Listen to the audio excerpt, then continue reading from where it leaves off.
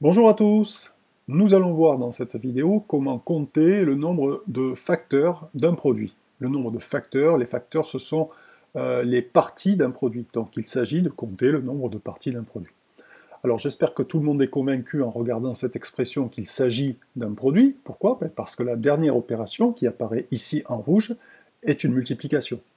Et si l'on devait remonter dans l'ordre de priorité croissant des priorités des opérations, on partirait bien sûr de celle-ci, puisqu'entre parenthèses, nous avons une soustraction et une multiplication, et par conséquent, il s'agit de donner la priorité aux multiplications. Ensuite vient bien sûr, toujours en restant dans les parenthèses, cette soustraction, mais une fois que les opérations 1 et 2 sont effectuées, on peut considérer que A n'est plus un calcul avec parenthèse.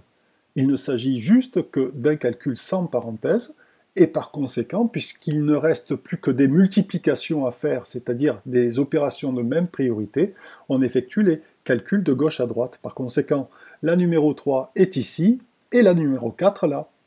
Bien, une fois que on a réglé le problème des priorités des opérations, on revient sur la dernière, qui est la numéro 4.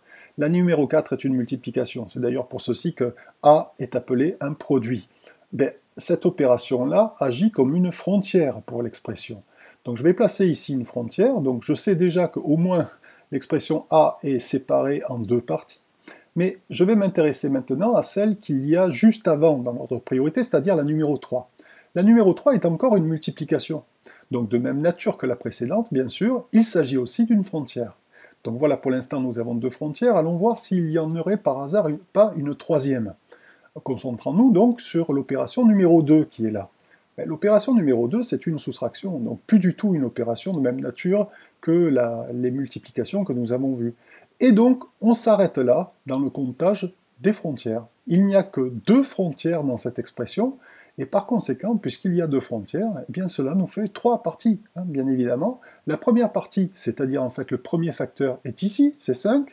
Le deuxième facteur, au milieu, donc c'est l'expression 6 moins 3 fois 1, et le troisième facteur est ici.